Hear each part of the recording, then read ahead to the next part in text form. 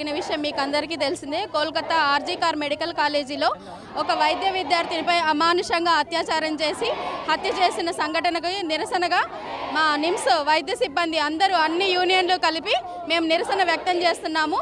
బాధితురాలికి న్యాయం జరిగే వరకు ఈ పోరాటం ఆగకూడదు. సిపిఐ యాక్ట్ వెంటనే అమలు చేయాలి.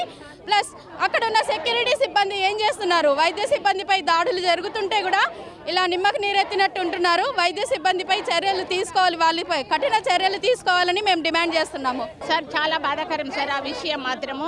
ఈవెన్ ఎక్కువగా ఇలాంటి విషయాలు మాత్రం మా మెడికల్ ఫీల్డ్లో ఎక్కువ ఉంటాయండి. ఆడవాళ్ళము రాత్రిపూట డ్యూటీలకు వస్తాము.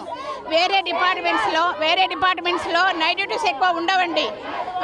మా మెడికల్ డిపార్ట్మెంట్లో ఎమర్జెన్సీ డిపార్ట్మెంట్లోనే వస్తాము.